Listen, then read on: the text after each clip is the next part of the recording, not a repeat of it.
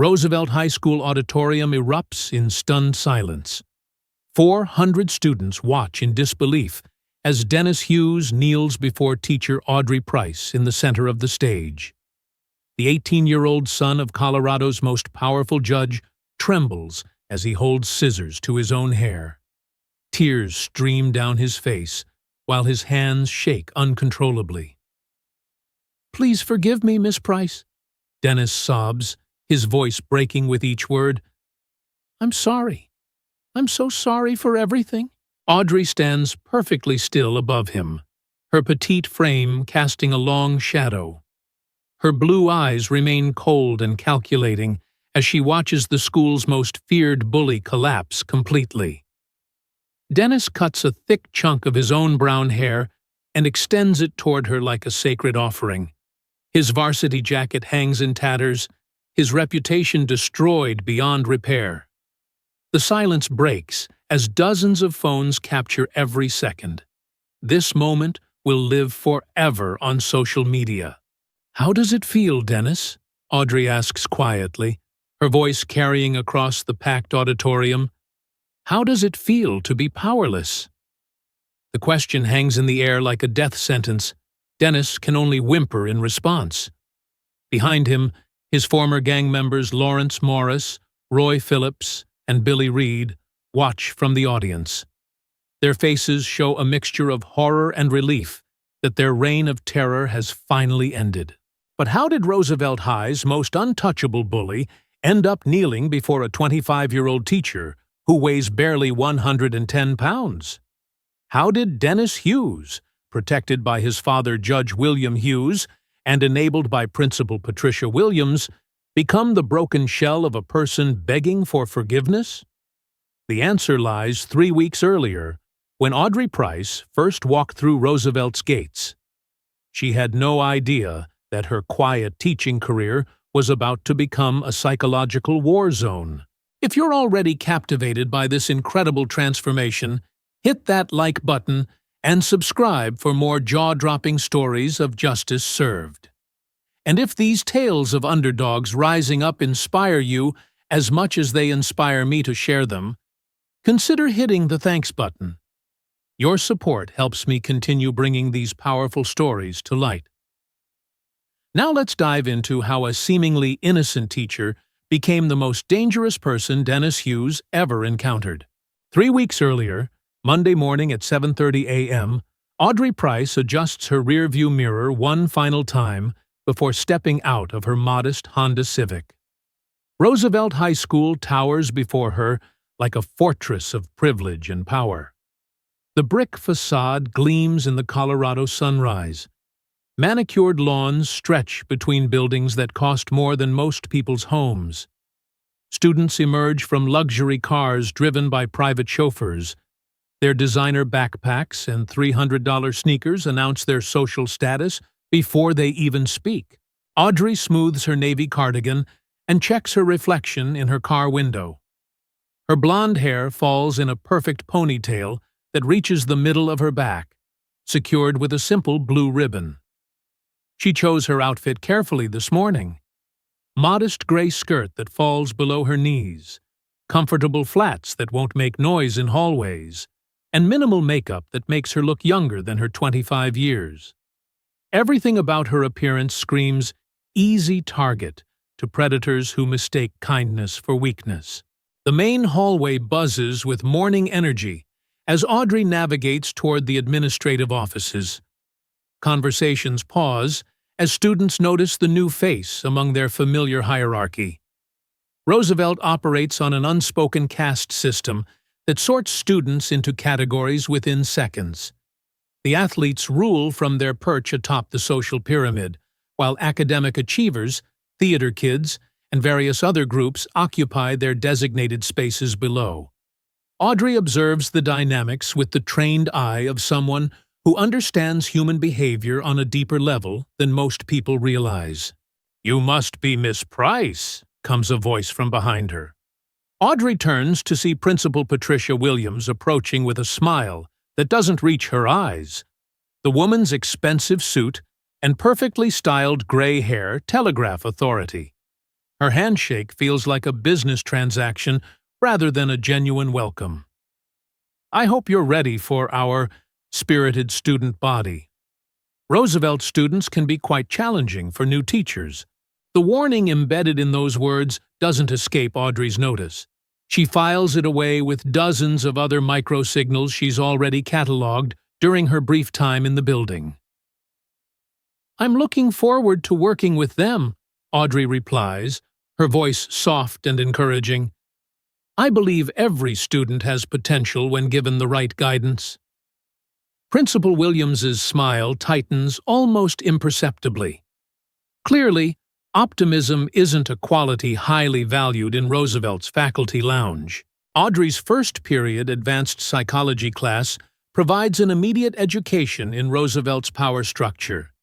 28 students file into the classroom with the confidence of young people who've never faced real consequences for their actions. She arranges her materials on the desk and writes Miss Audrey Price on the whiteboard in careful cursive. Her handwriting reveals the same attention to detail that characterizes everything else about her presentation. Good morning, everyone, Audrey begins, her voice carrying just enough authority to command attention without seeming aggressive. I'm excited to explore the fascinating world of human psychology with all of you this semester. We'll be studying what motivates people, how they make decisions, and why they behave the way they do. Several students exchange glances at her mention of behavior analysis. If only they knew how extensively she's already begun studying theirs. That's when Dennis Hughes makes his entrance.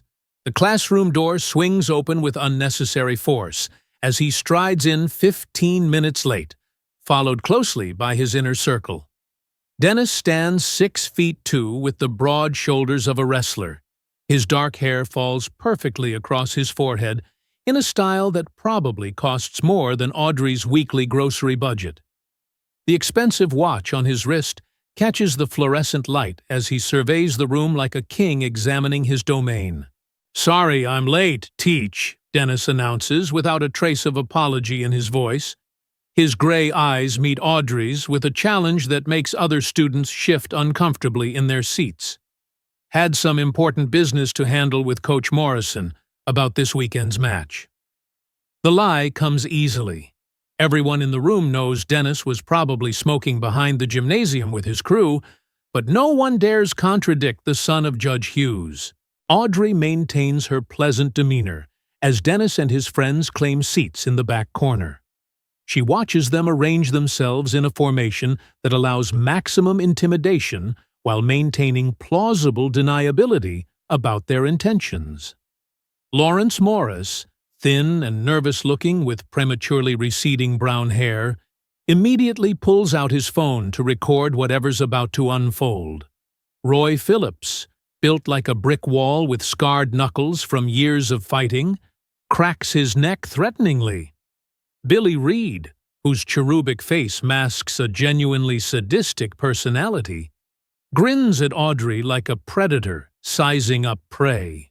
That's perfectly fine, Dennis, Audrey responds calmly, making note of how he expects preferential treatment. Why don't you tell the class what you already know about psychological defense mechanisms? The question catches him off guard. Most teachers would have simply accepted his disruption and moved on rather than engaging directly. Dennis's eyes narrow as he realizes this new teacher might not follow the usual script of intimidation and submission that served him so well in the past. Defense mechanisms? Dennis repeats, buying time while his mind races. Those are the things people do when they're scared, right? Like when someone acts tough because they're actually weak inside? His answer carries a double meaning that makes several students glance nervously between him and Audrey. The psychological warfare has already begun, though most observers don't recognize it yet. Audrey nods approvingly, though her training allows her to detect the veiled threat in his response. Excellent example, Dennis. Projection is indeed a common defense mechanism where people attribute their own feelings or traits to others. Someone who feels powerless might accuse others of weakness. Someone who lacks genuine confidence might overcompensate through aggressive displays. Her explanation hangs in the air like a gentle correction. Dennis's jaw tightens as he realizes she just turned his implied insult back on him. The dynamic between them shifts subtly but unmistakably. Other students sense the undercurrent of tension without fully understanding its source. Audrey continues her lesson on human behavior, while Dennis stares at her with growing irritation. He's accustomed to teachers who either fear him immediately or learn to fear him within days of their first encounter. This small blonde woman with her soft voice and genuine smile presents a puzzle he hasn't solved yet. Tuesday morning brings Dennis's first deliberate test of boundaries. He arrives to psychology class with a large coffee from the expensive shop downtown, deliberately violating the no-food policy that applies to regular students. The paper cup bears the logo of a place where single drinks cost more than many families spend on entire meals. Dennis makes sure everyone notices as he takes loud, slurping sips throughout Audrey's lecture on behavioral conditioning. As we discussed yesterday, Audrey continues, ignoring the disruption while internally cataloging Dennis's need for attention and control. Behavior modification works through consistent application of consequences. Actions that receive positive reinforcement tend to increase in frequency. Behaviors that face consistent negative consequences typically decrease over time. She writes key terms on the whiteboard with careful precision. Her penmanship remains steady, despite the intentional provocation occurring 12 feet behind her. Dennis's coffee slurping grows more exaggerated as he realizes Audrey won't take his bait. Lawrence dutifully records the entire interaction on his phone, while Roy and Billy snicker at their leader's performance. "Miss Price!" Dennis calls out in a tone dripping with false politeness. "Don't you think some people are just naturally superior to others? Like some of us are born leaders while others are meant to follow?" The question contains layers of implication about gender, social class, and power dynamics that make even his followers uncomfortable. Audrey turns from the whiteboard with the same serene expression she's maintained throughout the exchange. Her blue eyes meet Dennis's gray ones directly, showing neither fear nor anger. "That's an interesting perspective, Dennis. Research actually shows that perceived leadership often correlates more with confidence and social positioning than with actual competence or character. Sometimes the loudest person in the room is compensating for deeper insecurities about their true value." Her response demonstrates the same technique Dennis tried to use, turning his aggression into a teaching moment that exposes his motivations. The subtle psychological duel continues throughout the week, as Dennis escalates his testing behavior. He interrupts lessons with irrelevant questions designed to derail Audrey's curriculum, makes inappropriate comments about female students under the guise of psychological analysis, and encourages his followers to join in disrupting the classroom environment. Each provocation receives the same measured response. Audrey acknowledges his contributions while subtly redirecting the conversation to illuminate the psychological principles behind his behavior. By Friday, Dennis's frustration has reached dangerous levels. Audrey's refusal to react according to his established patterns has disrupted his sense of control over his environment. He watches her collect papers at the end of class with growing resentment. Her calm competence in the face of his increasingly aggressive behavior suggests she might be more formidable than her appearance indicates. As students file out of the classroom, Dennis makes a decision that will prove to be his greatest mistake. "Nice ponytail, Miss Price," he comments casually as he passes her desk. His voice carries just enough innuendo to make the observation feel inappropriate without crossing into overtly sexual territory. "Bet it took a long time to grow that pretty." The comment makes several female students look back with expressions of disgust. Even Dennis's followers seem uncomfortable with the predatory undertone in their leader's voice. Audrey continues organizing her papers without looking up. Her hands remain steady as she slides documents into folders with practiced efficiency. "Thank you, Dennis," she replies in the same pleasant tone she uses for all interactions. "Have a wonderful weekend." Her dismissal stings more than anger would have. Dennis expected either fear or confrontation, not the polite indifference of someone who considers him entirely beneath her notice. The weekend provides Dennis with time to plan his next escalation. He spends Saturday researching Audrey's background through social media and public records, searching for vulnerabilities he can exploit. His investigation yields frustratingly little useful information. Audrey Price appears to have materialized from nowhere 3 months ago when she accepted the position at Roosevelt.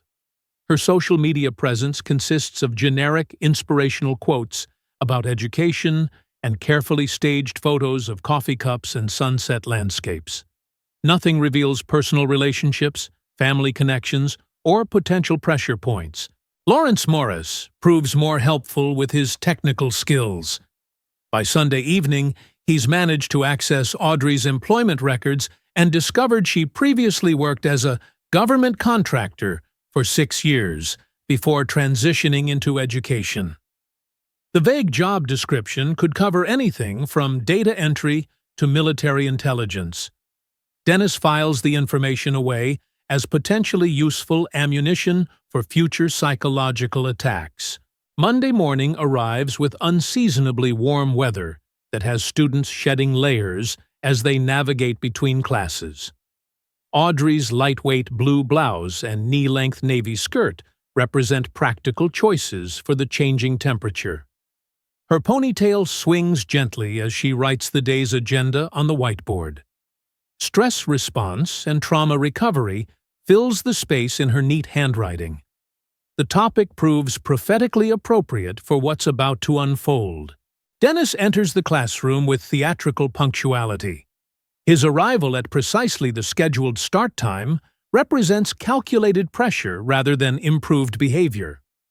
He's brought props for today's performance, a small pair of scissors that he places prominently on his desk where everyone can see them. The implied threat draws nervous glances from other students. Several young women instinctively touch their own hair as they recognize the weapon's symbolic target. Today, we're exploring how people respond to traumatic experiences. Audrey begins, seemingly oblivious to the psychological warfare being prepared behind her.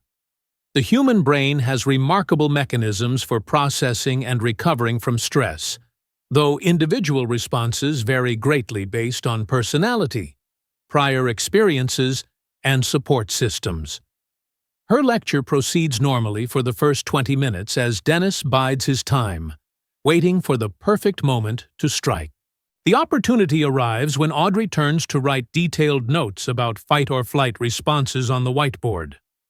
Her back faces the classroom as she explains how the amygdala triggers survival instincts during perceived threats. Dennis rises from his seat with predatory quiet.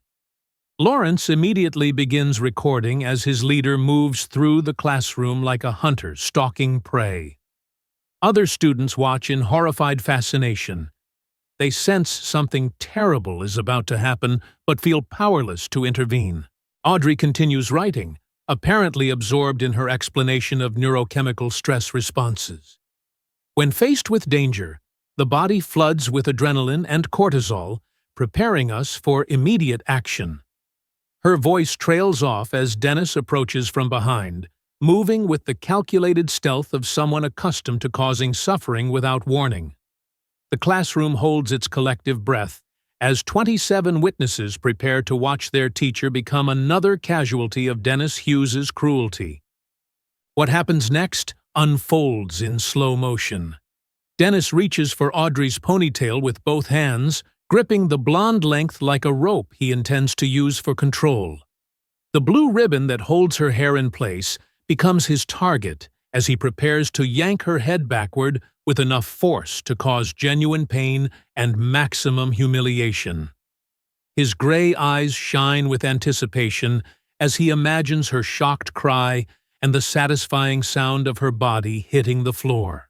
But Dennis Hughes has made a critical error in judgment. He's about to discover that some prey is actually predator in disguise. As his fingers close around Audrey's ponytail, she moves with lightning reflexes that contradict everything about her mild-mannered teacher persona.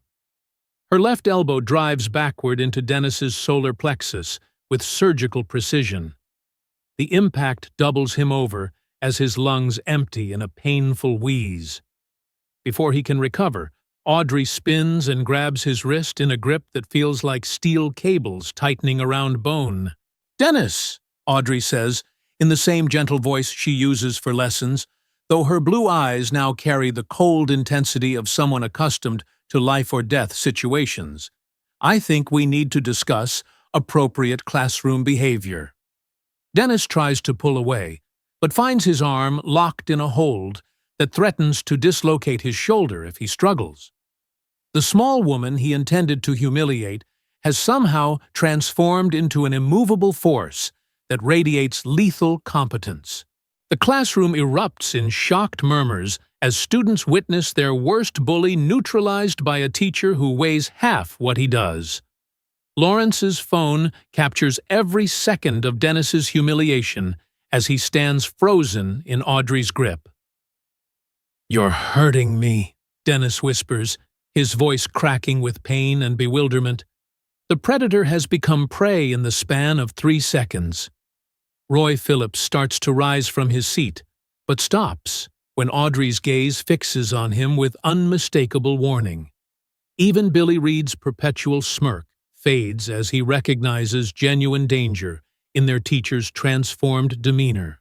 Watching Dennis Hughes realize he picked the wrong target. What would you have done in Audrey's position? Would you have shown mercy, or made him pay for every cruel thing he'd done to others? Comment below, and let me know your thoughts. Audrey releases Dennis's wrist and steps back, her expression returning to its usual pleasant calm, as if nothing unusual has occurred. "Please take your seat, Dennis. We have a lot of material to cover today." Her voice carries no trace of the steel that just neutralized Roosevelt High's most dangerous student.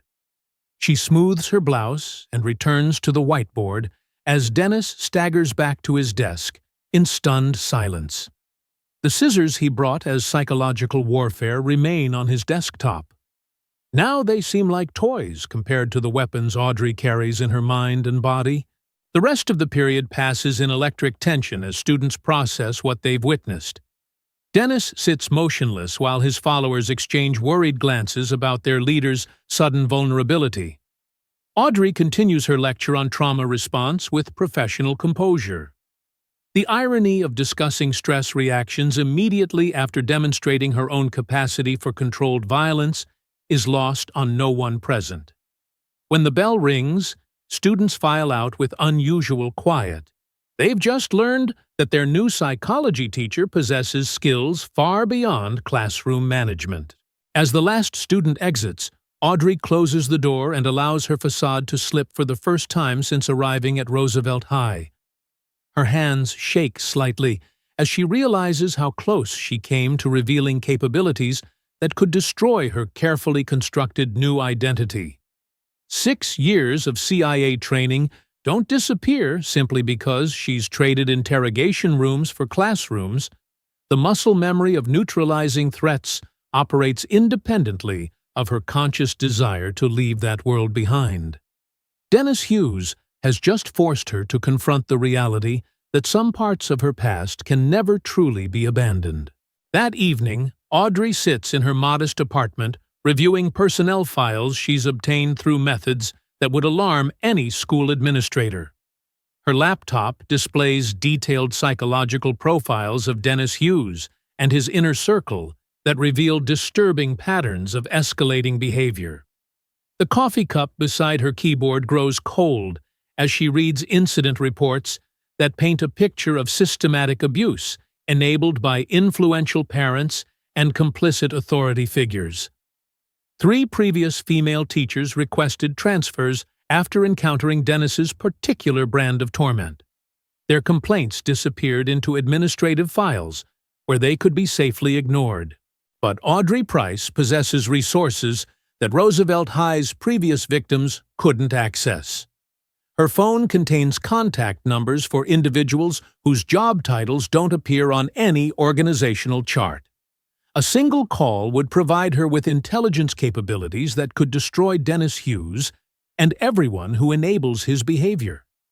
The temptation to unleash her former colleagues on Roosevelt's power structure grows stronger with each disturbing detail she uncovers in the files. However, such actions would also expose her own background to scrutiny she can't afford. Her escape from the intelligence community came with conditions that require maintaining absolute secrecy about her past.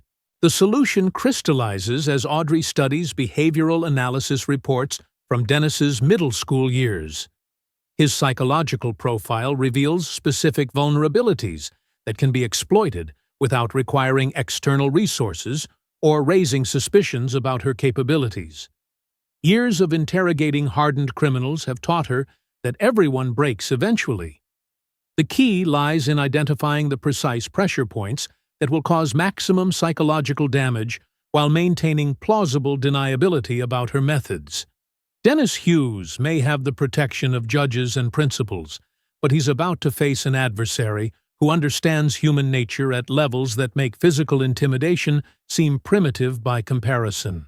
As midnight approaches, Audrey closes her laptop and prepares for bed with the calm efficiency of someone who has made peace with necessary violence.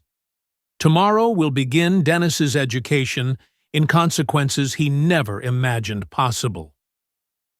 The gentle teacher who arrived at Roosevelt High 3 weeks ago is about to reveal herself as something far more dangerous. A predator disguised as prey who spent years perfecting the art of psychological destruction. Dennis Hughes pulled the ponytail of a woman who once broke enemy agents for a living. His mistake will become a masterclass in why appearances can be fatally deceiving. Tuesday morning arrives with unseasonable storm clouds gathering over Roosevelt High.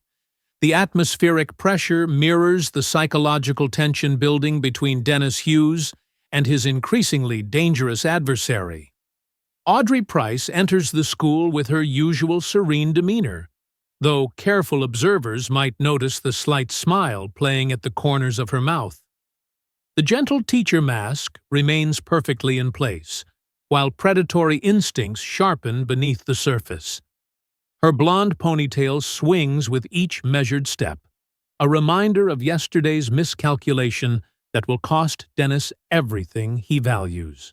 The first casualty in Audrey's systematic campaign falls before morning classes even begin.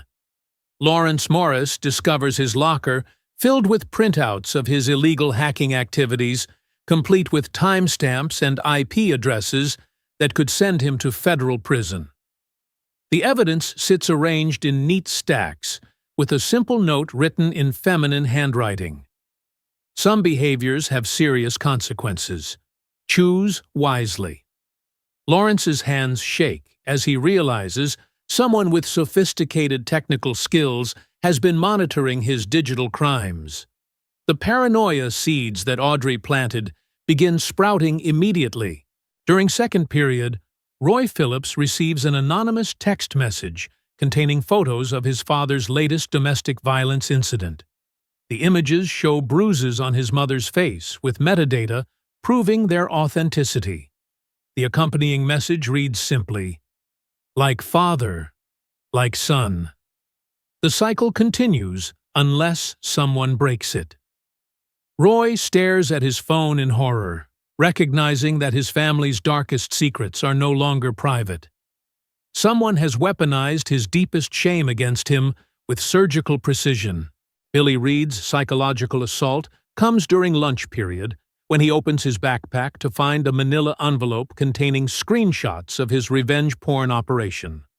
Every illegal photo he's taken, every victim he's exploited, every dollar he's earned from other people's humiliation, documented with forensic thoroughness. The evidence is organized by date and victim, creating an ironclad case for multiple felony charges. A handwritten note explains that copies have been prepared for immediate distribution to parents, administrators, and law enforcement agencies. Billy's cherubic face turns gray as he realizes his entire future can be destroyed with a single phone call. By Wednesday afternoon, Dennis watches his inner circle disintegrate under psychological pressure that seems to emanate from nowhere. His followers jump at shadows and whisper paranoid theories about surveillance and betrayal. Lawrence refuses to record their activities anymore, claiming his phone has been compromised by government hackers. Roy avoids physical confrontations out of fear that documented violence will trigger investigations into his home life. Billy maintains distance from everyone, terrified that association with the group will accelerate his own exposure and destruction. The isolation campaign reaches its crescendo Thursday morning when Dennis arrives at school to find his pristine reputation systematically demolished. Anonymous flyers posted throughout the building detail his history of sexual harassment, his father's judicial corruption, and his family's pattern of escaping consequences through wealth and influence. The documents read like legal briefs prepared by someone with intimate knowledge of investigative procedures. Every allegation is supported by corroborating evidence that would stand up in court proceedings. Audrey observes the chaos from her classroom doorway, noting how Dennis's swagger has transformed into nervous paranoia.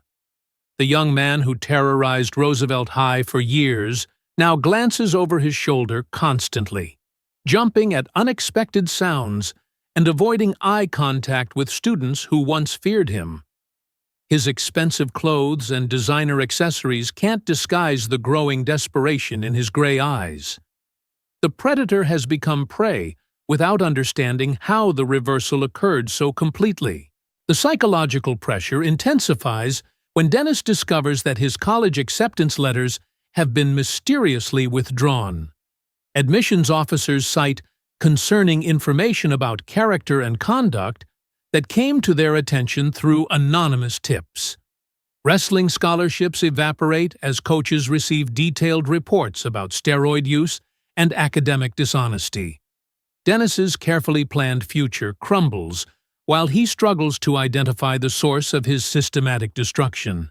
His father's attempts to intervene fail when Judge Hughes finds himself under federal investigation for corruption. The family's political protection network collapses under the weight of accumulated evidence. Friday brings the invitation that will complete Dennis's humiliation. Audrey approaches him after psychology class with the same gentle smile she's maintained throughout their psychological warfare. "Dennis," she says softly, her voice carrying undertones of steel that make his skin crawl.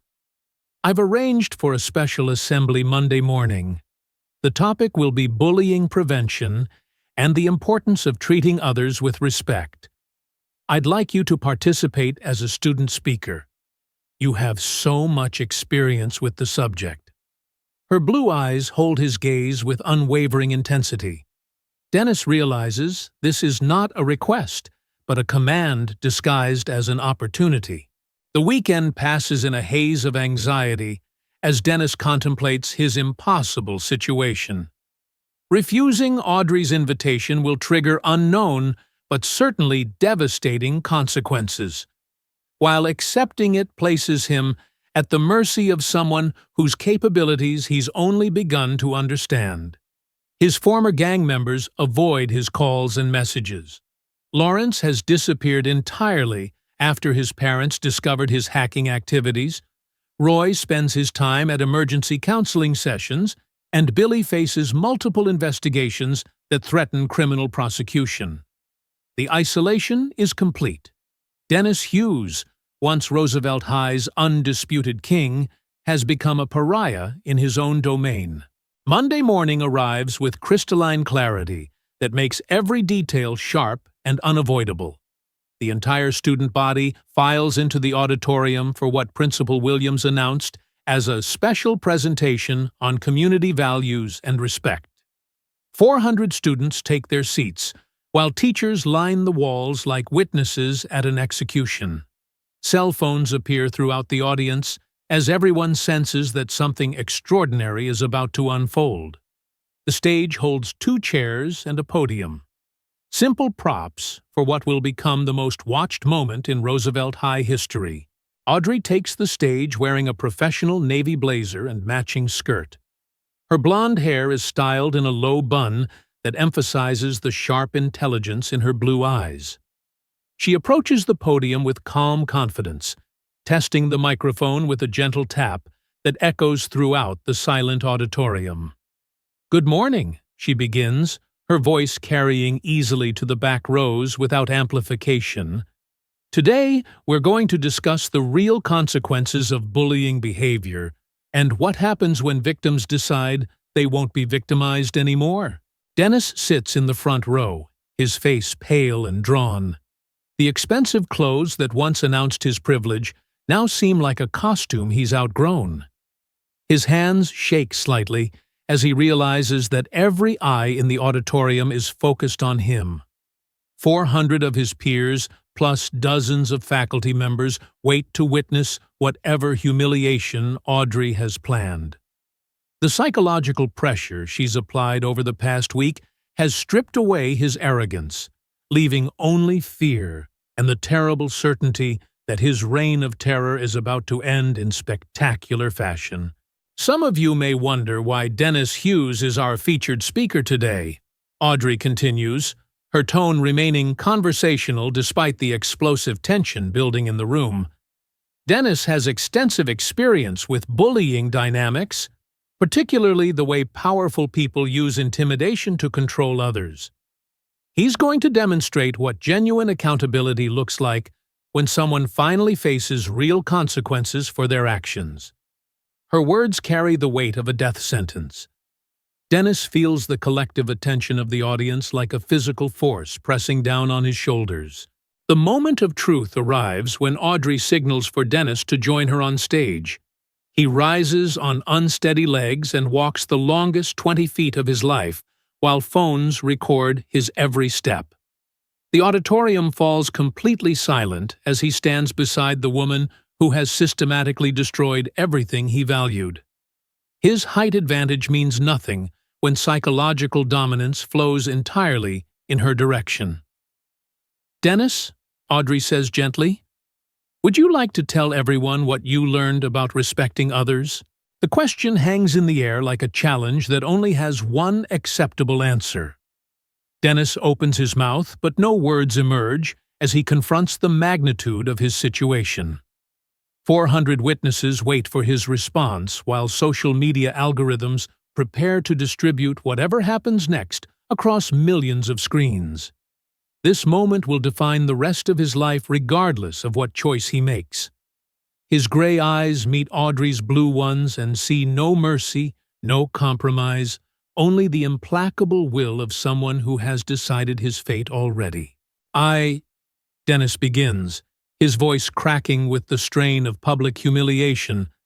"I hurt people because I thought I could get away with it. I thought being powerful meant I could treat others however I wanted." The confession draws murmurs from the audience as students process hearing Roosevelt's biggest bully admit his crimes. Phones capture every word, while Dennis continues his psychological self-destruction under Audrey's watchful gaze.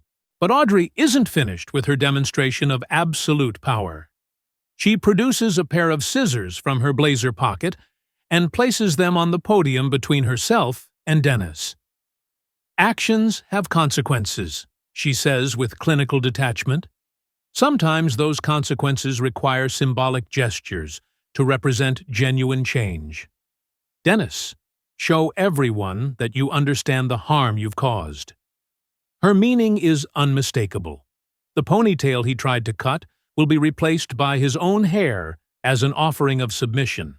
The auditorium watches in stunned fascination as Dennis picks up the scissors with trembling hands.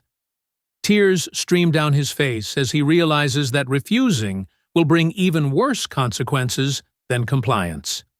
He raises the scissors to his carefully styled hair and cuts away a thick section that falls to the stage floor like a piece of his former identity. The symbolic castration is complete, as Roosevelt's former king kneels before the teacher he tried to humiliate.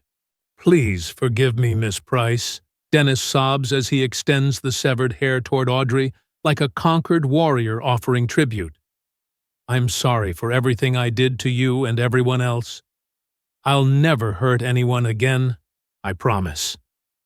His complete psychological breakdown plays out before hundreds of witnesses who document every second of his transformation from predator to penitent. The video will accumulate millions of views within hours as justice porn for everyone who has ever been bullied by someone who seemed untouchable. Audrey accepts Dennis's offering with gracious dignity, her expression showing neither triumph nor cruelty as she completes his reformation. "Thank you, Dennis. This is what accountability looks like when someone genuinely wants to change." She addresses the stunned auditorium one final time. Let this moment remind everyone that actions have consequences. Power can be taken away, and sometimes the quietest person in the room is the most dangerous of all. The assembly ends with Dennis still kneeling on the stage while students file out in amazed silence. They've witnessed something unprecedented in Roosevelt High's history. Within hours, justice for Audrey trends globally as the story spreads across social media platforms. The video of Dennis's submission becomes a cultural phenomenon that reshapes conversations about bullying, power, and accountability. Roosevelt High implements sweeping policy changes within days. Principal Williams resigns under pressure. Judge Hughes faces federal investigation, and the school's culture transforms overnight. 6 months later, Audrey Price receives a Teaching Excellence Award for her innovative approaches to behavioral psychology. Her methods are studied at education conferences across the country, while she maintains her gentle demeanor and professional composure. Dennis Hughes completes court-mandated therapy and community service. His college prospects remain limited, but his capacity for cruelty has been permanently neutralized through psychological reconditioning that makes him physically ill at the thought of hurting others. On quiet evenings, Audrey sometimes allows herself a small smile as she grades papers in her apartment. The skills she developed during 6 years of government service have found new purpose in protecting vulnerable students from predators like Dennis Hughes. The transition from breaking enemy agents to reforming teenage bullies required minimal adjustment. Human psychology operates according to universal principles regardless of age or nationality. Her ponytail swings gently as she works, a reminder that sometimes the most effective weapons are the ones nobody sees coming. The story concludes with Audrey receiving a phone call from another school district. They have a problem with a group of students who've been terrorizing their teachers and want to know if she'd be interested in a consulting position. Her blue eyes brighten with interest as she considers the possibilities. After all, there are always more Dennis Hughes waiting to learn that appearances can be fatally deceiving. "I'll be there Monday morning," she tells the desperate administrator. Some lessons require personal instruction from an expert in behavioral modification. Roosevelt High School has become a case study in rapid cultural transformation. The institution that once protected bullies now leads the region in anti-harassment policies and victim support services. Students walk the halls without fear, while teachers focus on education instead of survival. The psychological reign of terror that defined the school's culture has been replaced by an environment where learning can flourish. Sometimes revolution comes not through violence or protest, but through one small woman with a ponytail who refuses to be anyone's victim ever again. Roosevelt High School has become a case study in rapid cultural transformation. The institution that once protected bullies now leads the region in anti-harassment policies and victim support services. Students walk the halls without fear, while teachers focus on education instead of survival. The psychological reign of terror that defined the school's culture has been replaced by an environment where learning can flourish. And when new students arrive at Roosevelt High, they quickly learn the unwritten rule governing every interaction. Respect is not optional, consequences are real, and the quiet teacher with blonde ponytail is never underestimated. Audrey Price continues her psychology classes with the same gentle demeanor that once fooled Dennis Hughes. Her students excel in understanding human behavior because they've witnessed firsthand what happens when psychological warfare meets professional expertise. The legend of Roosevelt's transformation spreads through educational circles, inspiring other institutions to examine their own tolerance for abuse. Sometimes powerful lessons are taught not through textbooks, but through unforgettable demonstrations of what happens when victims refuse to remain silent.